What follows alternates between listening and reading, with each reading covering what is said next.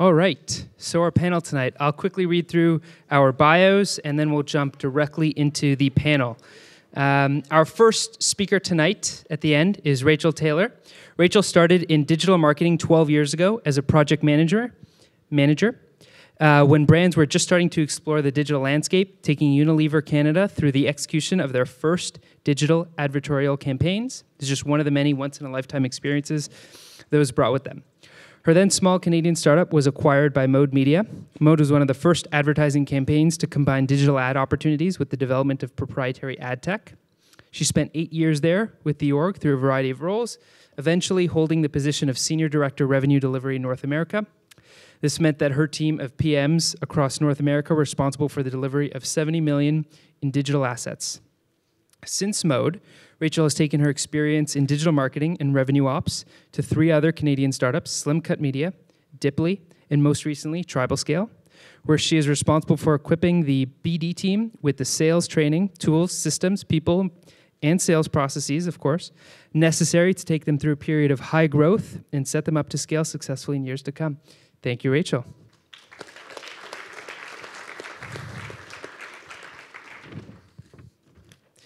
Our next speaker is Josh. As Regional VP at TopAt, Josh has oversight over 3 sales teams as well as the CS and customer onboarding functions for North America West. Prior to TopAt, Josh spent 11 plus years at Salesforce, growing his career from SDR to VP of Sales, and has built and managed teams in Toronto, Chicago, and New York City, and Toronto is his favorite. After Salesforce, Josh spent a year helping to build and grow the Canadian presence for Yext before joining TopAt. Outside of work and his growing family, Josh is passionate about leadership and sales philosophies, emerging innovative disruptive technologies, entrepreneurship, health and wellness, and fitness. Thank you.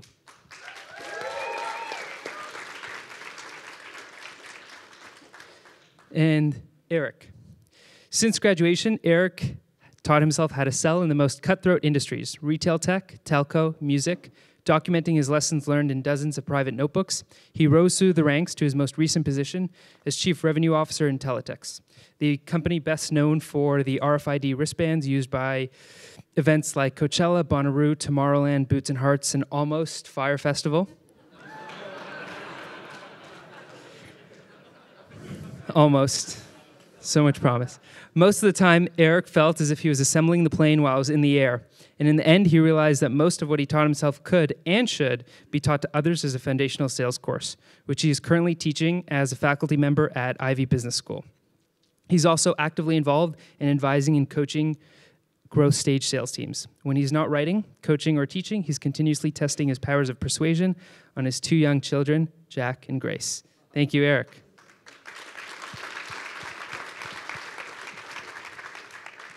Okay, I'll need a breath. Hey, I'll give you a breath.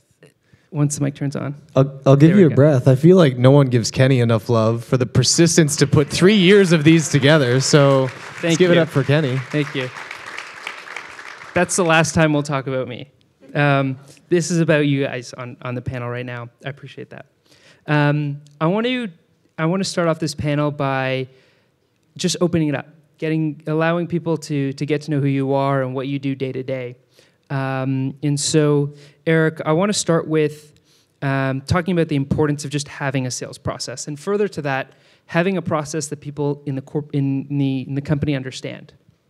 So, can you talk a bit about what's it like at Intellitex, kind of the org structure, the team, and just high-level sales process that you guys implement today? Yeah, sure. So I'll always remember the first day that I sat in a business meeting with my business partner, Serge Grimaud, this French-Canadian guy. He's been a promoter his whole life, like toured with the Rolling Stones, talks about bringing Michael Jackson. Like he made Michael Jackson. Hopefully, he would tell that story. Awesome guy. And I'm like the first sales hire outside of this founder who's led sales and been in this industry forever. And watching him tell the story of the company is captivating, amazing, incredible, as a lot of founders can do. I'm there as new sales hire number 1, like, what? How do I, as just the new guy, take this founder story and turn it into my own? And so I think in the beginning it was like, where do I even start? I started with, let's just look at all the customers that we've got from Coachella and Bonnaroo and all of them, and I'm going to do the hard thing and go to all these events. And I'm going to do my own homework and talk to the events themselves and just say, hey, like, why do you work with us? How did you find us? Why did you choose us in the first place? And I think through those early conversations, that's how I first developed what the sales process should be. So I didn't try to copy what he does. I actually went out there and did the hard thing and talked to the customers, and that's how the sales process got kickstarted. Interesting. And I want to just translate that question over to Josh based on your experience right now at Top Hat. You're coming into an organization larger than when Eric joined Intellityx. What's the company like today? What's the size of the organization, and what have you envisioned the sales process looking like, and what does it kind of look like today? Sure. Thanks, Kenny. So Top Hat is about 350 folks right now. On the sales floor, including the account management team, who's also responsible for sales, there's probably between 100 to 120 of us right now. So quite a large organization. When it comes to sales process, our primary core product is our classroom product, which we actually sell to professors, and it's a unique model in the sense that our financial buyer actually isn't who we're selling to. It's almost like pharmaceutical sales, where reps go to physicians' offices, but it's actually us, the patients, who actually purchase and make the buying decisions.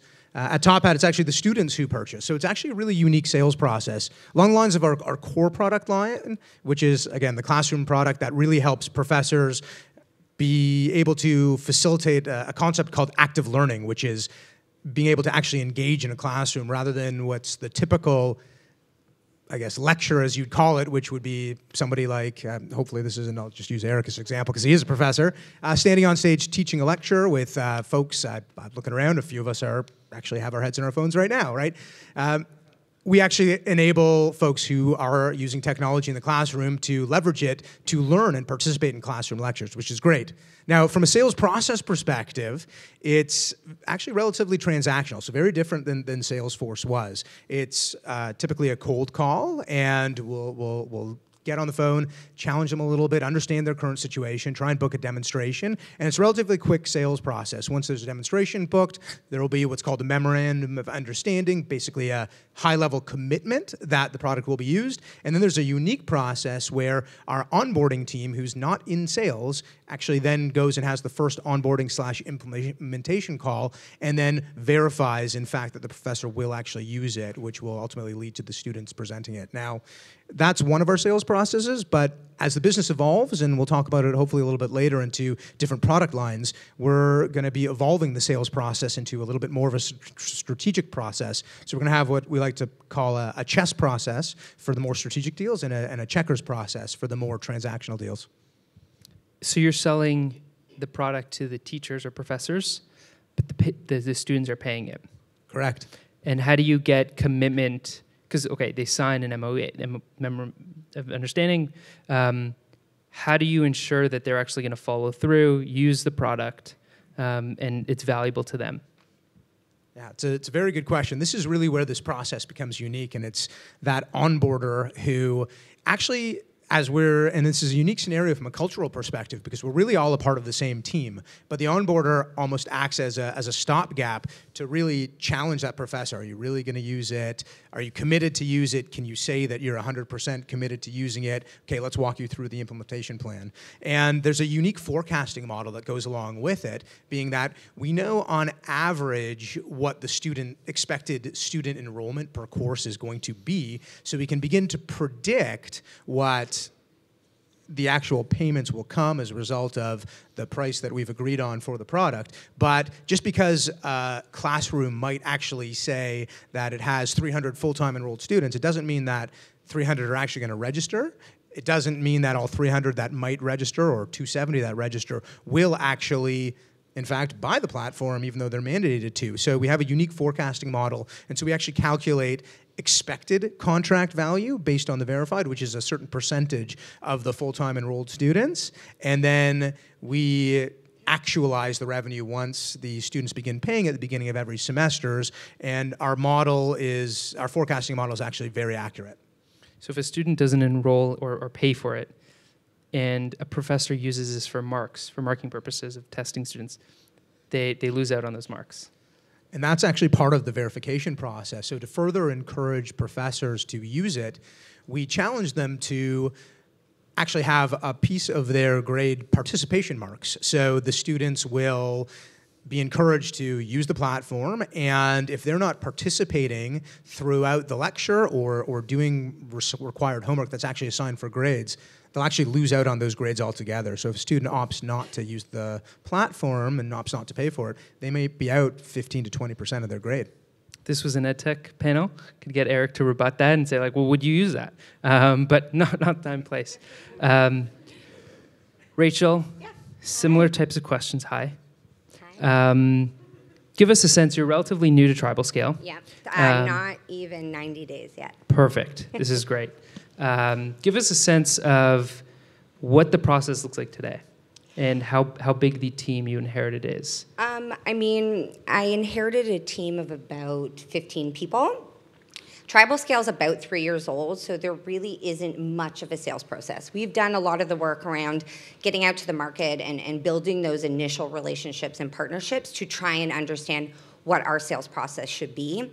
And I find that I'm often, as a sales and revenue operational person, I'm often brought into startups at this very moment where they've been on the ground for a few years and they're ready to start to operationalize what they're going to bring to the organization. Now, in my past, I spent 8 years at an advertising and ad tech company out of Silicon Valley, started by some early Apple guys. And that was a really interesting experience. I mean, except for yourself, I'm not sure I know anyone who's been at a specific tech company for over 8 years. You might be one of the only ones. We're a rare breed. We're a rare breed. But when I started with Mode Media, they were under 100 people, a couple $1 million in revenue, only operating out of North America. And by the time my 8 years was up, we were doing $100 million in revenue. We were operating out of 10 countries. We had 500 people, and we were valued at $1 billion. And experiencing the iteration of what a sales process looks in that period is something that I've taken with me throughout my career. I think it's why I have a career.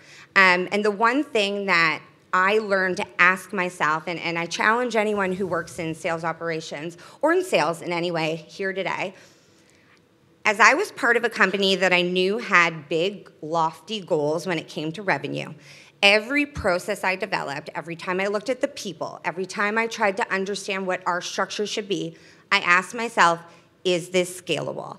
Does it solve the needs of the business today, and will it solve the needs of the business tomorrow?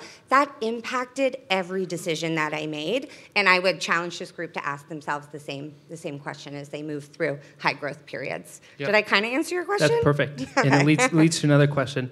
First, a point. Salesforce has these claws where once you're hooked, you're there, and it's not in a bad way. But many Salesforce employees stick around there for a long period of time. With respect to joining Tribal Scale, what are some of those specific challenges? So you're brought on, yeah. All right, Rachel, over the next 90, 120, I want you to solve these things. What are the things on the top of your plate right now that you're trying to untangle, rip off, implement? Well, what are the top two, How three much things? time do you have? Yeah. I mean, listen, when you work in revenue operations, which is a relatively new term, it's a relatively new part of the business, you tend to come in at a point where things need to be organized. So, Tribal Scale has done an incredible job of building up a business over the last 3 years, and then they got to the point where we're going to scale to a point where if we don't set some scalable structure right now, we are not going to be able to take this thing forward. So when they brought me in, it was, I have to look at things across the board. I have to look at what are our revenue models? Are they working for us? Are they going to get us to where we want to go, what our beacon is? Is the sales team trained? my good friend over here is one of the first conversations I had over that. Like, is the sales team trained? Do they have the skills that they need in order to get the job done?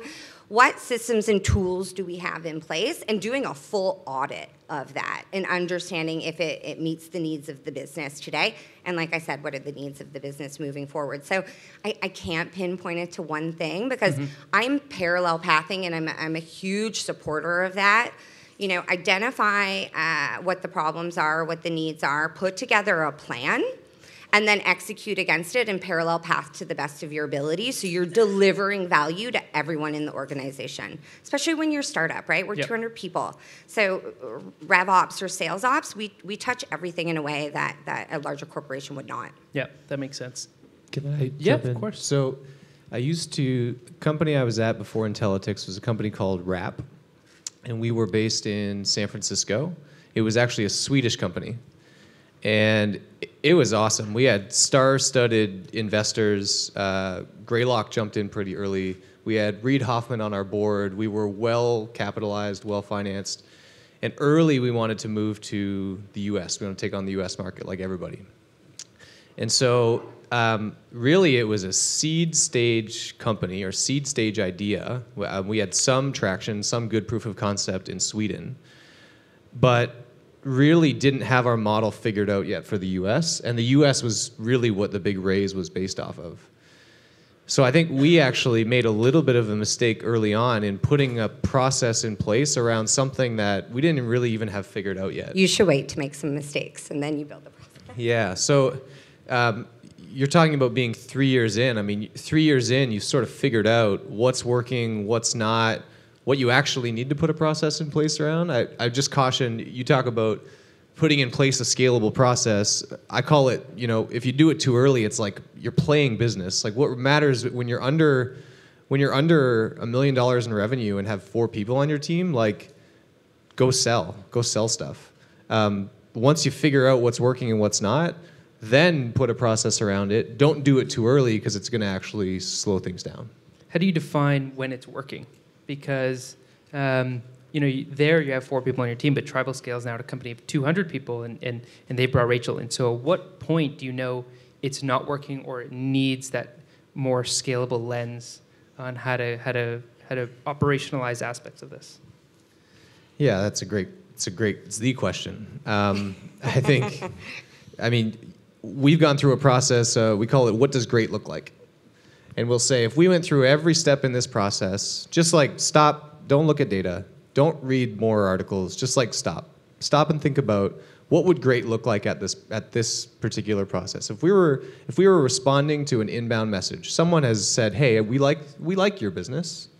We've read some things about you. We read a press release. This is interesting. I'd like some more information. That's, as a marketing team, that's it's so hard to do, right? Get someone to choose your company, raise their hand and say they want more information. This golden egg comes to the sales team. What would amazing look like if you followed up with them?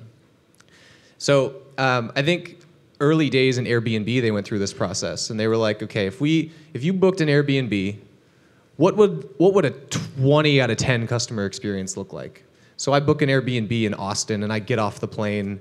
And a 10 out of 10 experience is like I get to the Airbnb and everything's exactly as it was supposed to be. A 12 out of 10 would be I get off the plane and they've already ordered a cab waiting for me, and I get there and they've got my favorite beer waiting in the fridge for me. That's amazing.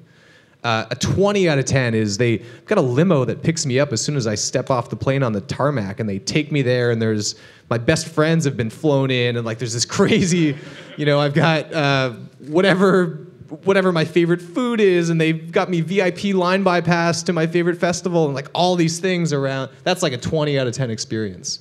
And then I think if you go that far extreme and say, what does great look like? Good actually becomes much more reasonable and attainable. So you can say, if that's what insanely great looks like, what if when I went to give somebody an in-person meeting, I actually brought them their favorite cup of coffee? What if I brought them a cup of coffee? It's not that hard to do. Might be something that would make you stand out and be like a human, but that would be pretty good. So I like to compare, where are you at? What would crazy great look like? And then maybe rewind it back a little bit and say, what does good look like and how close are we to that?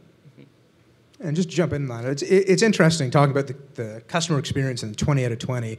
And there's a stat, I can't recall the exact number, but there's a very high percentage of the buying process actually happens, getting to yes, based on the first experience with the sales professional and the actual buying experience as well. So regardless of what your product or your solution or your service is or does, it's extremely important to start that selling process and buying process off on the right note.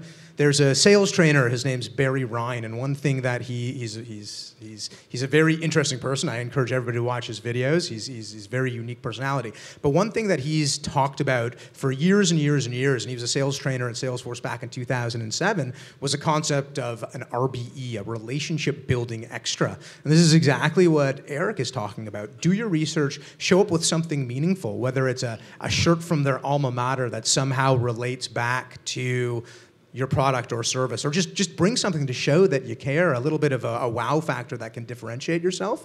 It really helps, and it's really unique. And then also just adding on what Rachel was saying earlier about you have to iterate and you have to make mistakes on the sales process. Thinking back to Top Hat, when I was doing my research, I've been there for 5 months and I was looking to join, I did a lot of research and understood how did this application actually get off the ground and get traction.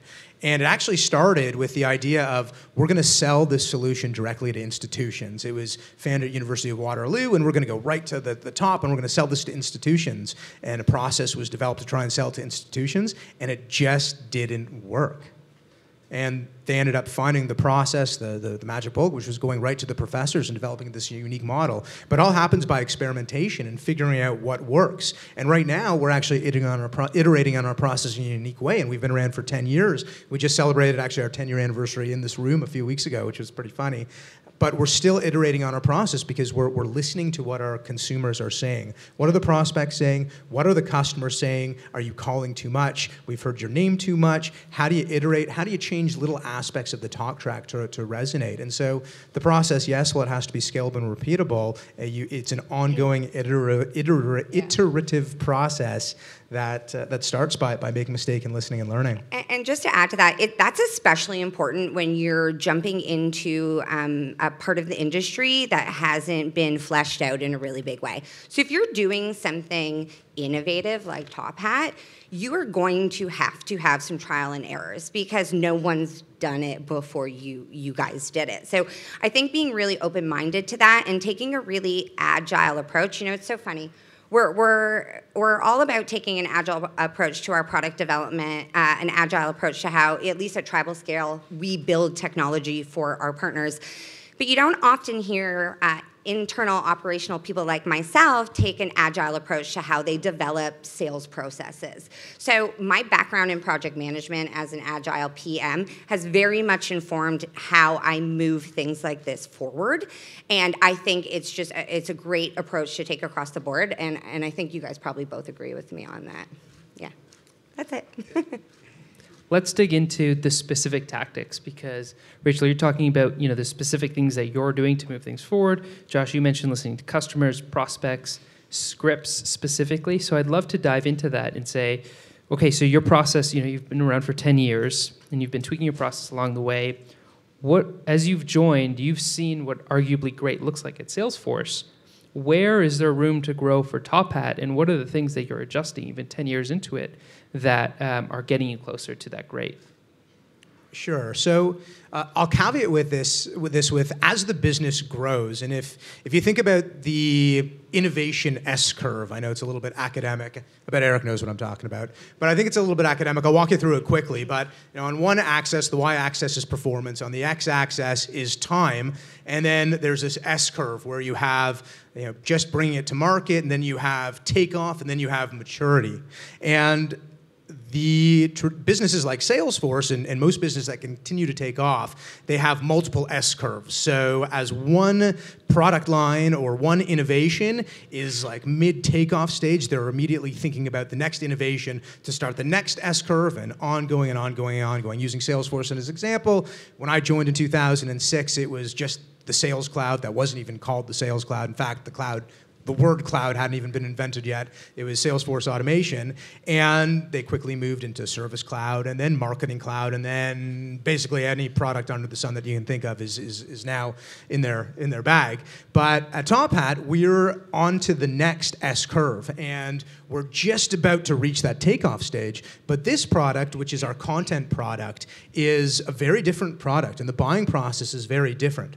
So while the direct-to-professor model for the classroom product, we're still iterating on the process. So we found a model that works. It's actually the next innovation that we are having to build a process with different buying decisions, committee decisions, different timelines. It's more of a strategic process. So bringing the experience of seeing multiple products with multiple different sales processes, multiple different buying personas at Salesforce, this is what we're actually working on Top Hat, is that next S-curve, the next innovation, and figuring out how can we develop a scalable process around that. So less about tweaking and changing the original one, but more about how do we bring the next innovation to market and develop a process around that, and we are still learning. Will it be completely different, like the process for that product? Yeah, it will be completely different. Fair.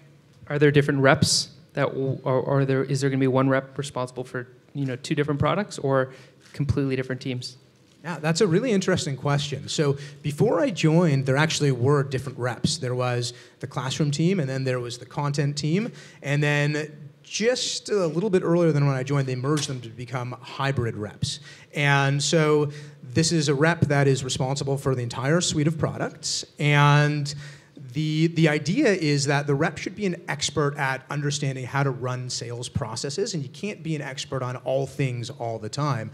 And so we're actually taking a page out of Salesforce's Playbook, and we've developed a role called Regional Content Manager, which is the product the product expert on this product line that we'll bring in to assist in these sales cycles and to help run the big ones, coach the account executives who are the I guess core reps to sell the process, but jump in and do the demonstrations, do the deep dives, and be that product expert. And I can imagine that that's going to continue as different products evolve. At Salesforce, this was called co-prime model. So there was the prime, which was the account executive who carried the bag of all products, and then there were co-primes, different teams for the marketing cloud who would be brought in, different teams for the service cloud who would be brought in, and we're still experimenting with this, and we'll see if it works. But that's the bet and where we're at now, and we're developing the process as we go.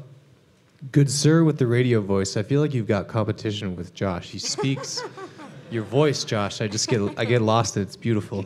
It's a great sounding voice. Yes, round of applause for Josh. He has a great sounding voice. You're such a gentleman. I know. We're going to be friends. So one of it's a really basic exercise that I love doing with my sales teams. We call it making up the inches.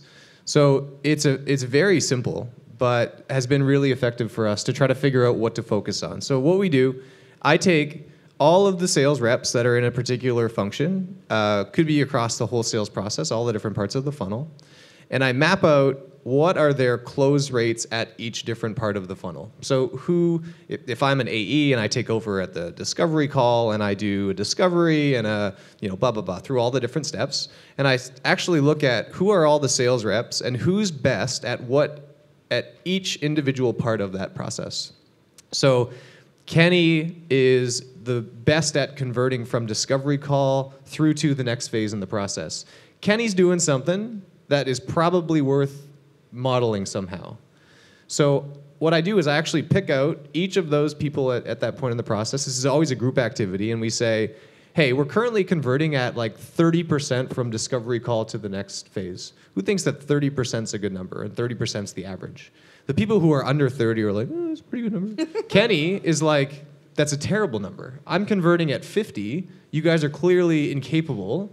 Like, 30 is a ridiculous number. Kenny, that's okay, bold statement. What are you doing? Like, what is it that you're doing to convert at 50? Well, every single discovery call, I'm ba. And you see everybody else like, that's a really good idea.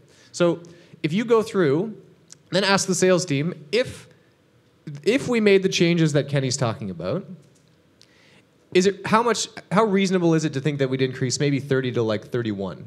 And usually people are like, 31's ridiculous. If we all did what Kenny did, it would at least be 40. you're crazy, let's just use 35 as an example. So if you go through each of those steps in the process and you improve the conversion a nominal factor based on what best in class looks like from the people that are already crushing it, take that process and apply it to the exact sales numbers that you had the year before, and I can almost promise you that you've surpassed your sales goal on the current year. Like every single time that happens. So that's really what we do. We say, okay, if Kenny's the best at it, here's 2 or 3 things that Kenny's doing that nobody else is. Guess what, Kenny? You now just became the coach to the team on how to improve that part of the process. There's also a stip for you if we can get the team to boost that percentage by 2% when the goal is actually 5. So that's, super simple, but motivating for the team, and has been really effective in identifying what the team believes are the things that we should prioritize. It's one of the first things I did when I joined Tribal Scale, was like that exact thing. And it's really helpful, and especially when it comes to motivating the team and getting everybody on the same page. So I agree with you, 100%. You come in as new lady. And I don't want to push anything down anybody's throat. Yeah. Every business is unique, and what we're selling is unique, and the strategic goals of that business is unique, and the team's unique. So I take the approach of, let's look at the data. Let's use that as an introduction to a conversation about what we're doing, and then really get the team to drive the conversation in a big way, and implement like achievable goals that get people excited. So, I just want to ask a question around that, just around measuring what is actually repeatable by other folks. And I'll give you an example. There was a leader that I had many, many years ago, and there was a top performer on the team, and I was number 2 on the team, and I'm like, what do I have to do? Like, what is this person doing? I've been shadowing his calls. I don't know. But I talked to my manager. I'm like, walk me through what's going on. The manager's just like, hey, listen, I don't know. Just go sell more like that guy. And I'm like, we had completely different personality types, completely different sense of humor, different energy levels, and like I wasn't going to sell the same way that he was able to sell. And so along those lines, as you think about Kenny as an example, Kenny could potentially be just an amazing sales professional and the top and the best at this aspect. But how do you determine what could be replicated by other reps versus what's Kenny and just innate and special about Kenny? Yeah, I think some of them. I'll give you an exact example. So one year, swear it was like this terrible stat that I'm embarrassed to say publicly, but it was like 90% of the deals that were in a verbal commit actually went through, which is to say that 10% of the people that went through everything, they came in, they learned about Intellityx, we went through pricing, we went through negotiation, we did the beautiful demo, they may have even come out to an event, and they said verbally, in fact, I like everything. We would like to do business with you. 9 out of 10 of them we did business with, 10% of them we didn't. It was like, what is happening? And so one person, call him Kenny, was converting at 100% in that stage. Like, what are you doing that everyone else is not doing? And he's like, yeah, I just don't do verbal commit. Like, that's just not even a stage. We don't even, you have this, LOI, this one-page LOI, and you have the verbal commit. We don't do that. It's like, if you're in, you're not in until you put down a deposit or you've actually got a contract signed. So, okay, let's remove the LOI, let's remove the verbal commit. That was, just a blatantly obvious one that came up in that conversation. There are others that are probably unique to Kenny, but I feel like if he's so passionate about how he's converting at 50 and the rest are converting about 30, he's probably coming up with multiple ideas. There's maybe one gem in there that's applicable to everybody, maybe 2 that people just love his voice. You pull out what you can, what you feel is you can scale, and take the rest of the team in a room and help them learn how to take that approach. We'll get into the specifics. Have a quick question before we jump into that. Eric, specifically about teaching sales. So we've kind of spoken about it. There, and in your bio, by the way, you talk about it. I paraphrased in your bio, but your LinkedIn bio is great. When you talk about kind of building out sales, assembling the plane as it's in the air.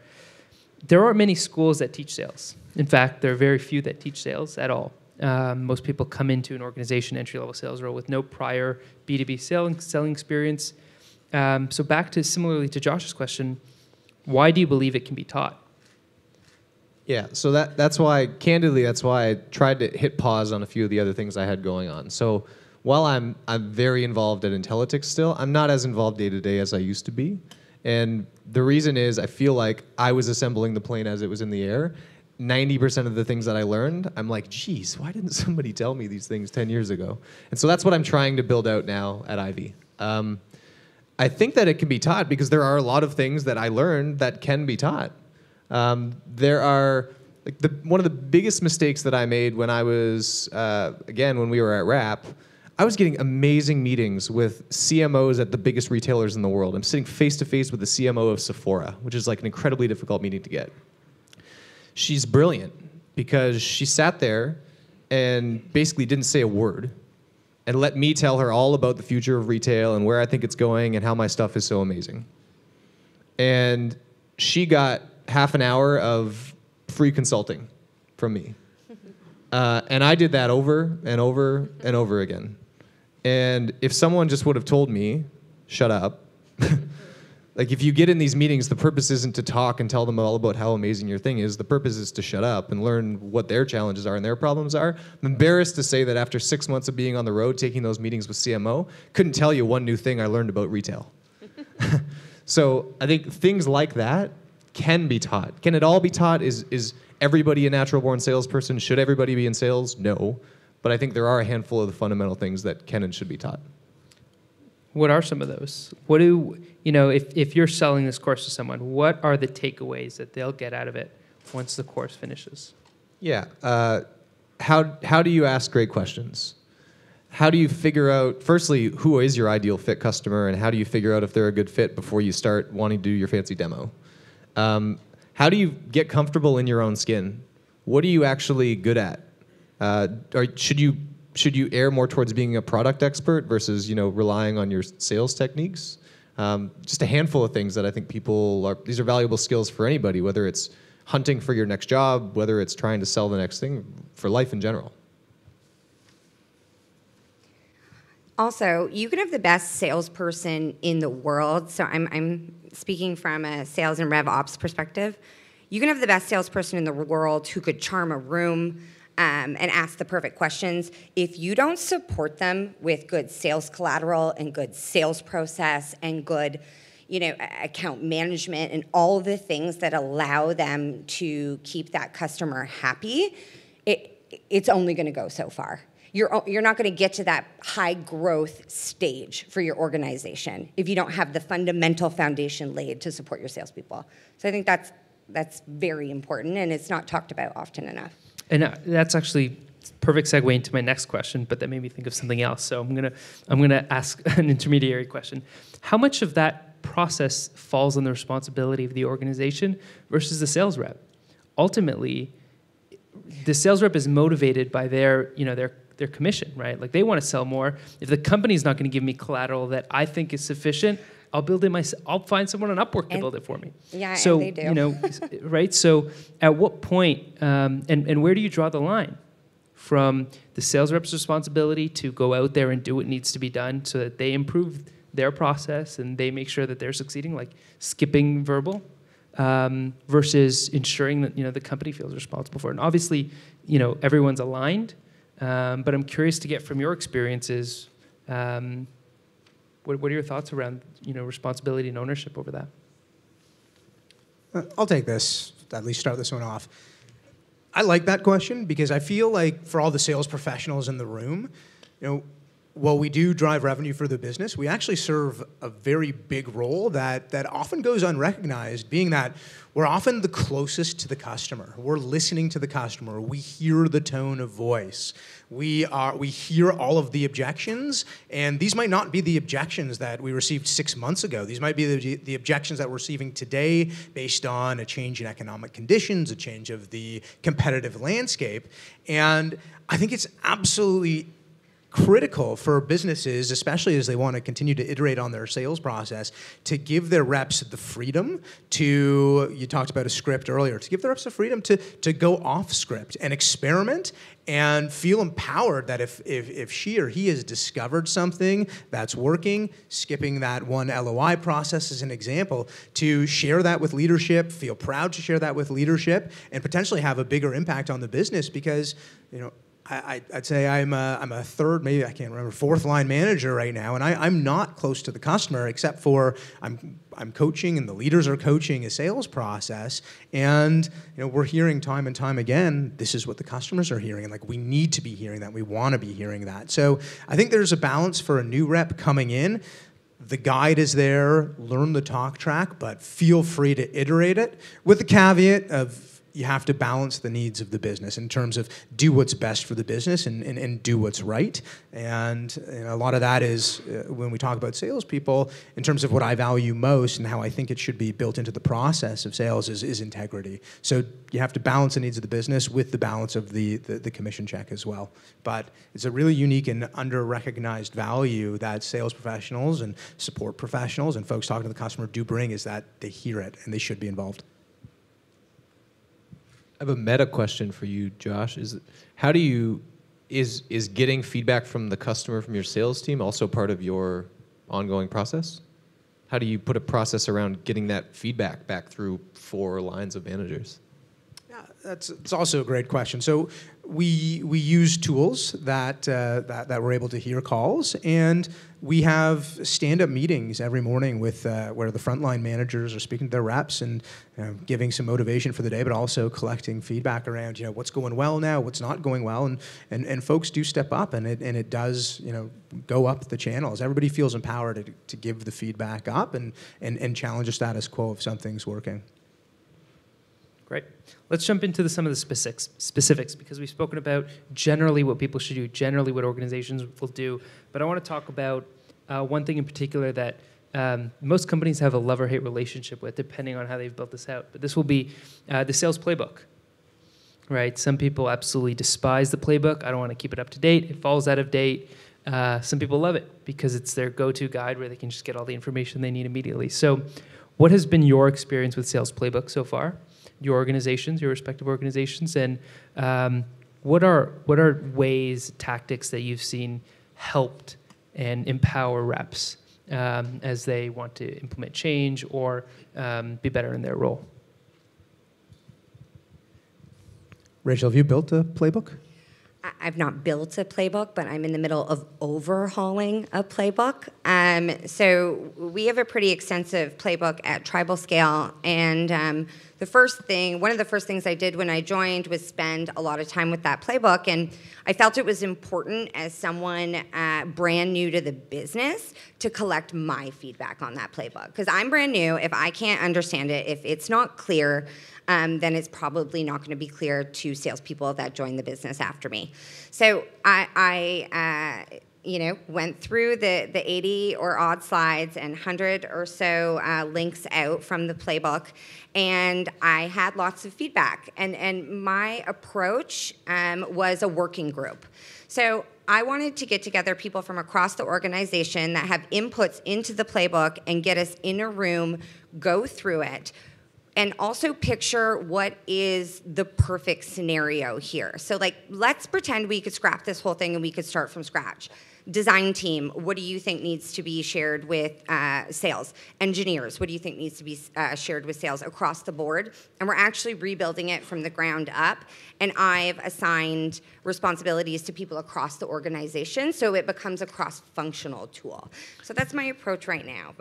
And what makes a playbook clear, right? Because you said as I'm reading it from the perspective of an outsider, it has to be clear to myself, and therefore clear, that way it'll also be clear to reps or new employees. For me, it's a lot of it has to do with the organization and the formatting of the playbook. I think you need to really clearly define your sales process and then dive into each respective step of that process in a way that makes sense to your average reader or your average salesperson. So I think design and formatting is a huge part of it.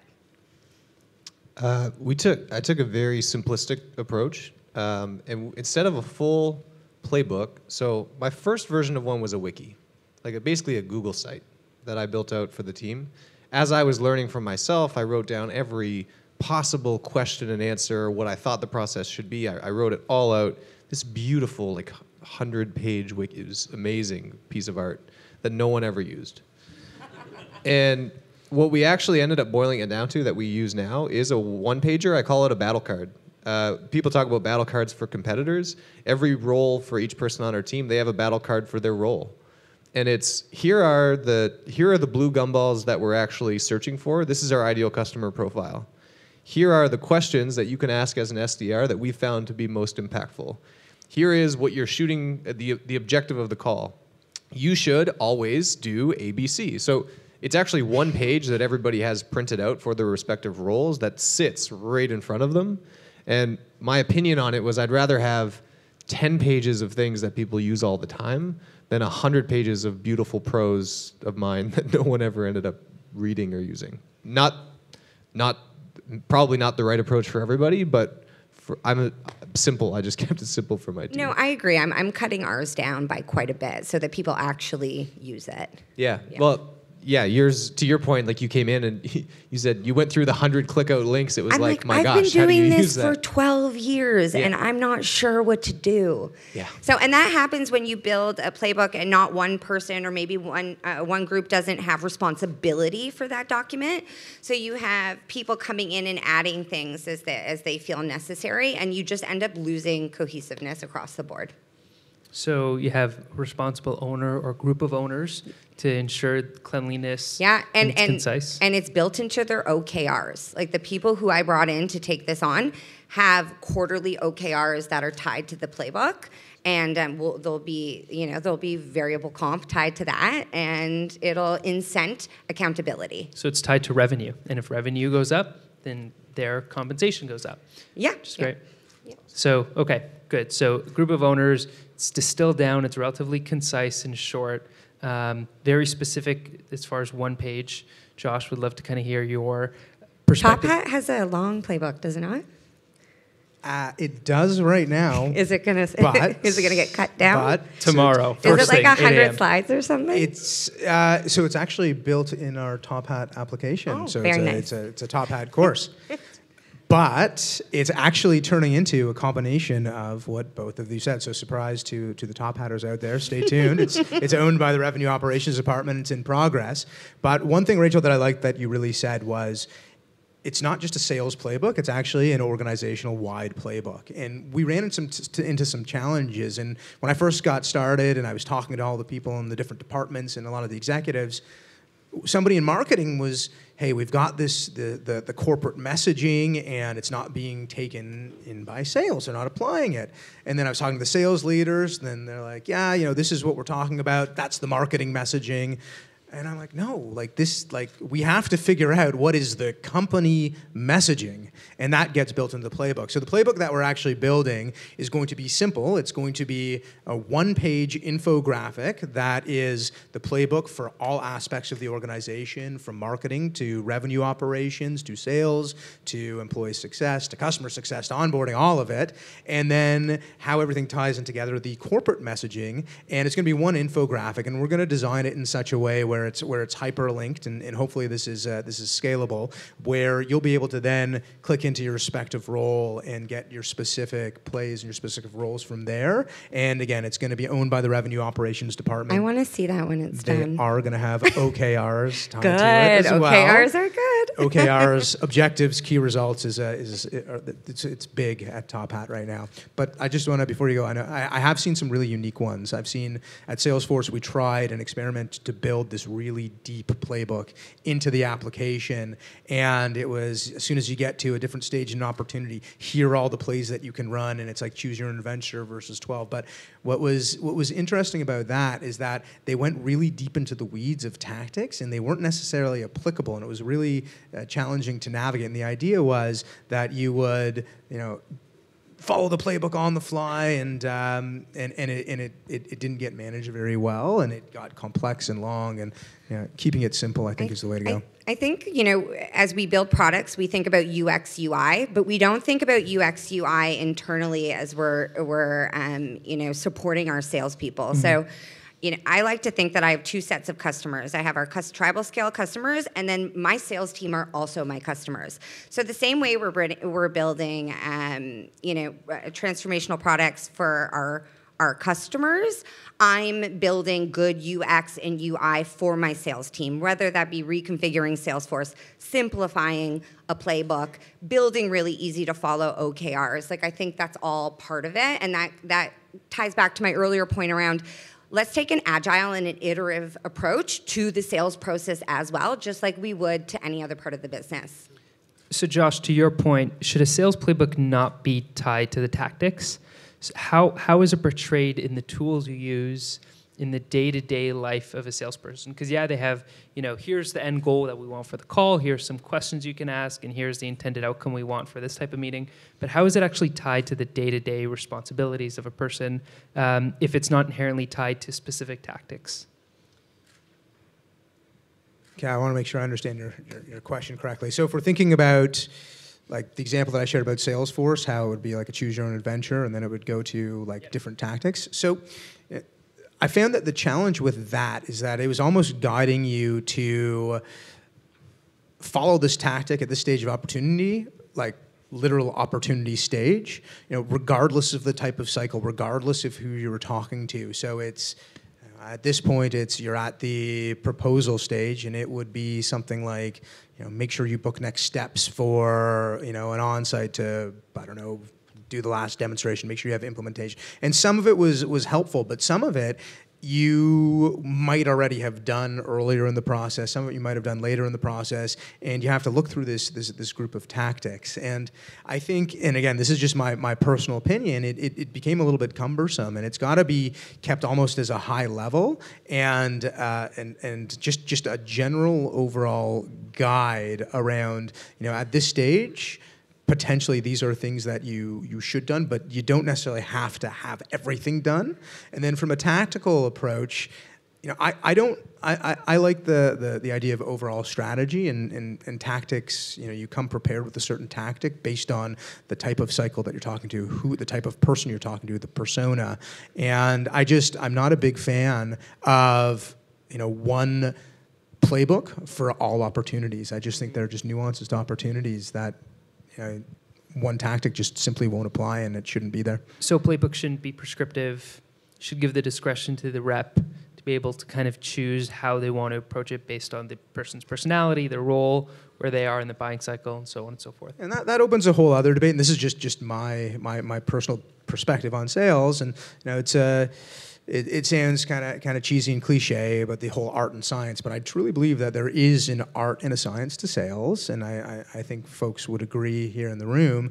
And by building too prescriptive and tactical of a playbook, it almost makes it too scientific, and folks will get in and they'll forget about, they might forget about, okay, I should be listening to the person's tone, and this person's tone is actually going down a negative path, and it might not be the time to immediately ask for this next step and send a proposal out, which is what the tactic is saying there. And I'm not necessarily saying that it shouldn't be used as a suggestion, but I'm suggesting that from a high level perspective, you can't follow a playbook tactic by tactic and employ every single tactic, especially coming in new to an organization. Following this by tactic based on stage and workflows may not yield the best success. And I'm open to folks challenging that as well. And Eric knows much more about this than I do, but this is where professional development and training can come in, where you equip the team to work through situations like that by taking them through training and professional development.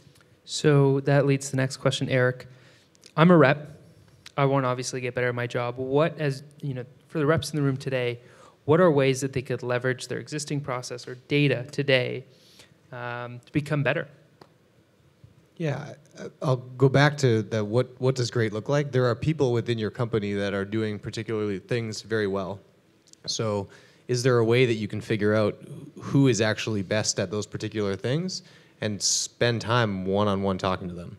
I think there's two different ways to approach it. You either are coming up with first principles thinking on your own, like literally from scratch, how can I be better at my own stuff? Let's go heads down and learn on my own and go to conferences and go to groups like, just heads down, focus on how I can get better? Or do you just pop your head up and say, hey, hold on a second, like who's actually already really good at this in my network or in my own company? And how can I actually have a real human conversation with them and figure out how I can learn from them in that? Simple. Not easy, but simple. And along those lines, right, how do you determine who that person is? It's supported by data. And I think it's really important that you begin to track the data. And every business is going to be tracking different pieces of data. Like a perfect example is, we actually track our show rates to our demonstrations. So not just amount of demonstrations booked, but we track our show rates of demonstrations and manage to that. And then similarly, from when we set that onboarding call with the implementation team, the onboarding team, who's essentially that stopgap. That's a very important call to have scheduled, and it's indicative that obviously it's a pretty good sign that the first step in this, what we call verification, happens if the person actually shows up. Mm-hmm. But there's a capacity, right? Everybody has a capacity. These onboarders have a certain level of capacity, and you don't want salespeople just throwing as many meetings as they possibly can, hoping that people will show up, hoping that these deals will get verified. Right? It's really important from a capacity management standpoint to actually track the show rate. So as you begin to track more and more metrics, and it's very easy with all of the tools out there these days to track the metrics, you can track the average metrics on a business, you can begin to track trends of those metrics year over year and see how everything's going. And then ideally you have the ability to dive into those metrics and look at outliers. If somebody has 100% show rate and the average is 70% show rate, and that person is actually doing better, and actually sending the same amount of primary orientation calls as everybody else. What is that person doing? Go and have that human conversation, like I was saying. But I think it starts with the data to be able to understand that. There's something challenging about that, and just practically speaking. So I remember one of my top reps. He started for me in the summer. He ended up not going back to finish his 4th year at Ivy, which remarkably they still hired me to teach there after I was like stealing students who were not completing their degrees. He was an incredible individual contributor, and I always pushed him to Josh, share with the team what you're doing. And at least for me, a lot of my top performers, they weren't simultaneously amazing individual contributors and good coaches. And in fact, every minute of their time that they were coaching, they weren't, in their mind, weren't selling. And so I say just go talk to them. And the reps are like, they won't talk to me, or I'm that person and I don't want to talk to other people. I'm selling. I actually had to shadow him, and he was doing things subconsciously that he couldn't even put his finger on. But in the calls that I'd listen in on, or the meetings that I'd go on with him on, I'd pull them out right away. And I think as a sales manager, it actually is your role to pull out those nuggets and be able and willing to share them back to the team, and even highlight them for, Josh, you say you don't know what you're doing. You're clearly doing this thing. Next meeting, you get to tell the story about this thing. Oh, all right, it's just the thing that I do. If you can highlight it for him as a manager and then have him share it back with the team, that's a good way to do it. I just thinking if you're practically an individual contributor or a sales manager, you're like, my top reps aren't always willing to take 2 hours and sit down and share their best practices. That's how I had to suck it out of them. Damn it, Josh. Just tell them your stuff. Something we do at Tribal Scale is pitch to your peers. So every Friday at 4:30, people can go grab a drink. Anyone in the organization who's responsible for speaking about Tribal Scale publicly, so marketing, sales, and our recruitment team, we get together and somebody different pitches every week. And we give feedback. So our sales leaders will pull out words that they like or sentiments that they like. And it gives exposure across the business to how every single group and every person is selling Tribal Scale. This is such an amazing add-on to something like a playbook, or another way to share outside of a sales manager sitting in on a call. Something I highly recommend for anybody who wants to kind of do that. One last question before we move on to Q&A from the audience. We spoke about data just briefly. I want to understand, besides the conversion rates that we spoke about from opportunity to opportunity, what are some other metrics that you're currently tracking today or you've tracked in the past that you think made a real impact in improving the process or performance of the team? I'm sure, Eric, we'll start with you. You go into an organization, you say, okay, got conversion rates, great. What comes next? Looking at how those differ by rep, not just overall. I'm looking at time to close. There's always the data shows it, but people always try to tell you a different story from what the data is actually showing. Like our top reps are closing in 90 days. That's impossible. 90-day close is impossible. But like time and time again, the data showed in Intellityx it was a 90-day close. So I'll leave some for others, but conversion rate, not just across the board, but by rep, and time to close is one that we look at a lot. I'm exact same page as you. And in professional services, time to close is big for us. And time in stage was really important for me. I actually ended up setting up a flag for, you could predictably see that if something sat in a discovery call stage for longer than 10 days without moving forward, then that you're losing momentum, and that's probably not going to move forward. So I wouldn't even look at an opportunity if it was sitting in discovery call for longer than 10 days. I'll add, and again, this all will depend on the type of product offering and the specific sales process that you have. But a metric that we look at that when I first walked in, I found was really unique was so the step of first professor buy-in, which is this memorandum of understanding. We looked at rates of memorandum to understanding to follow up to close, and then follow up. So demo to memorandum of understanding that happened as a follow-up to close, and then demo to memorandum of understanding pushed right after the demo to be signed there to close. And we found that if the memorandum of understanding, I'm just going to say MOU, if the MOU was actually signed that day, the day of the demonstration, the close rate actually went up by like 5%. And then we also looked at timing. So if the memorandum of understanding, the MOU, was signed within 5 days, right? That the close rate went up. If it was signed after 5 days and the follow-up signed, the close rate went down. And so beginning to drive urgency. And again, this is just unique to our sales process, but looking at unique metrics and trying to figure out, and you can use, there's a lot of BI tools that allow you to manipulate the data and find different trends, can really influence the sales process. And again, unique to everybody's business process. Cool. Round of applause for amazing panelists today.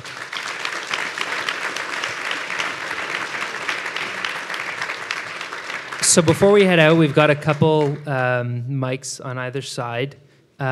We have time for a few questions. So we'll start with Nick.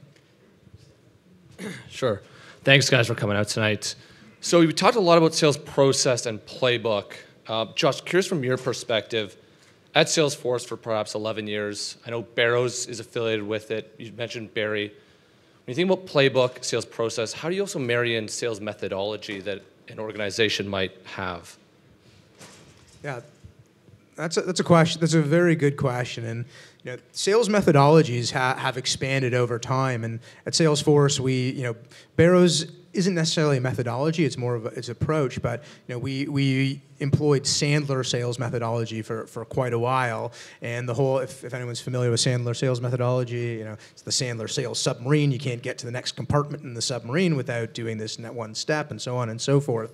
And it was really unique. But I actually don't think the Sandler sales methodology would work at Top Hat, especially for our direct professor product offering. So I think there is a time and a place for methodologies, and there's a lot of methodologies out there, and a lot of them are proven by data. But my challenge around methodologies is just to make sure that you look at the companies out there that might be similar to yours, what methodologies are working and what aren't. And just because Sandler worked very well at Salesforce, it doesn't mean it's going to work very well at Top Hat, and it's something to consider. But there are bits and pieces of each methodology, of each stage that you can bring. And methodology doesn't have to be rolled out exactly how it says, right? There's a methodology called pucka. I'm not going to go into the details, but it doesn't. We have opted to add an R for asking for referrals after this process. So we are calling it puckar, and that doesn't exist anywhere but in Top Hat. So just something to think about. It's one of the questions I thought of including, but I think you'd be hard pressed to find any organization that implements one and only one sales methodology and sticks to it. I think I've seen most organizations modify to their process and actually take from bits and pieces. Next question. Someone have a mic? So mine's like a two-part question. One part, just in the interest of time. I want to give everyone. What's the better part? So you all folks had some great advice, but in terms of sales methodology for different products and different stages, would any of your insights change if the product was still not finished? It was still kind of being developed as we speak. Would you still actively try to go and sell that product, or would you kind of, just if something comes, great. If not, we're still developing the product. And if I may squeeze in the last one, if you do get that sales breakthrough, what do you do after? That's it. So. I mean, I think you could also consider that market research.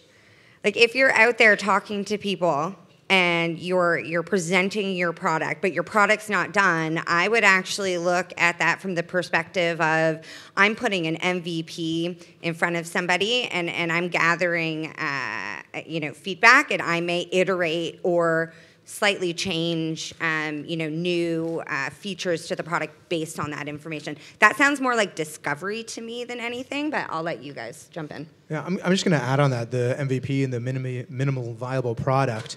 There's actually a methodology for customer development that could, at your stage in the business, actually, in fact, act as your very first source of prospects. You call up a prospective customer and you be transparent around where your product is, and you follow the lean startup methodology and starting with the customer development to build this MVP and continue to iterate on it. And as you're asking these questions and you're learning more from all of these potential customers that you're calling to do this market research, in effect, you're building a database of folks that might be interested in your end product, and that might be the very first step. But I think you're almost ahead of implementing a sales methodology. I'd stick to that customer development methodology first, and then once you figure that out, you can look to actually using those warm leads to take them through a potential sales process. Could probably take that question, do a whole panel on that question. Next person with the mic. Hey guys, just a quick one from me. So as sales leaders, how do you guys divvy up your time between being out in the field with your customers and coaching and developing your sales team? Eric. Thanks, Kenny. You're welcome. Heads down, like peripheral vision, seeing if they're going to answer. I want to see how it feels like to be a professor, It's where great. it's like, who's Cold on call. their phone? Yeah, good. That's really hard, and I think I didn't do a great job of it because at least as a equity partner in the bit, I came on really early, and so I was I wouldn't call myself a co-founder, but like early enough and significant enough that I was treated like a co-founder, and I felt like I was holding the bag, and so early days, especially early days, I was always the one out there. I wanted to be in every meeting. You get a meeting with, you get a meeting with Tomorrowland. I want to be in that. This is too important. You get a meeting with, really any festival in the beginning. I wanted to be there.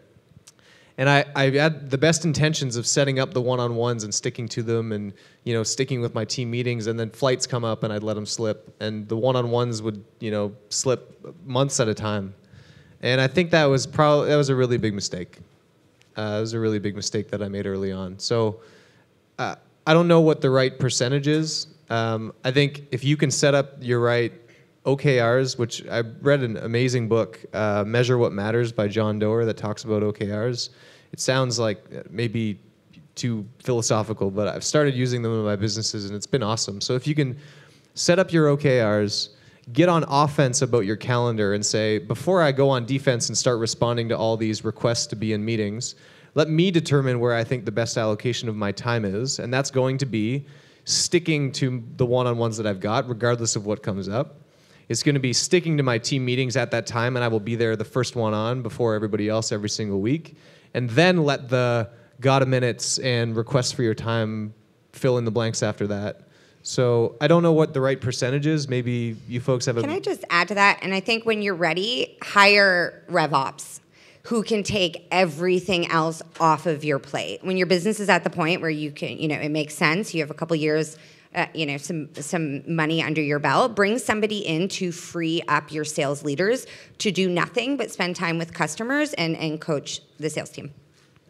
And just along those lines, especially with the new product offering, Top Hat Content, I actually realized I didn't share what it is. It's basically taking the traditional textbook experience, that is, a $300, £20 book, and bring it into the digital ecosystem and making it interactive and a lot cheaper and affordable and easier to publish. Now, again, flexing this new muscle and trying to bring this to market, right? It's going to involve the more senior folks in the field leading, actually being on site with customers. But I encourage the leaders who report up to me to, when they're on site, right? They're never on site alone. They're there with their frontline reps, and they're both actively participating in the conversation, the sales cycle, but they're also listening to the reps, how the reps are positioning the conversations, and it's a really, really good coaching opportunity. It's very easy to listen to a call and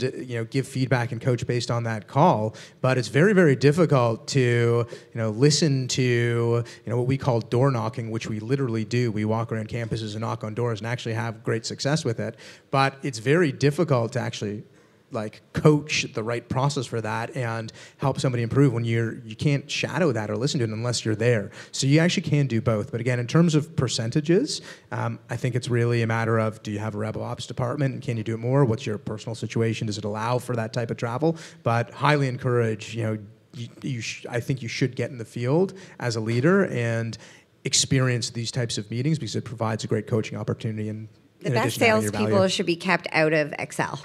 Yes. And on the ground. Let me handle Excel. I should have hired sales ops earlier. That was wow. Perfect. We're a dream. Just in the interest of time, I want to thank our amazing panel here tonight. A round of applause for being here.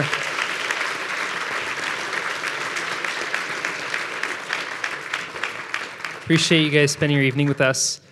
Before we head out, bar will be open, I promise. Panelists will stay here to answer some questions that we may have missed. Have to talk about the next event, and this one's an exciting one for me. We're going to be featuring veterans or former retired athletes transitioning into sales, what that process is like, what their experience have being in the military or being professional athletes, have how that's transferred into being in sales. And so we'll learn some really cool things. We'll hear some great stories. Right now we have a U.S. Army Ranger, former U.S. Army Ranger, and a former CFL player. And you could be the next panelist. We are looking for more panelists. If you have experience as a professional athlete or veteran, please submit your name. We have a form online, or come reach out to me, or if you know someone that would be a great fit. We're always looking for amazing speakers. So thanks to everyone coming out tonight. You can grab your tickets for the next event coming up. And once again, thanks to our amazing panelists.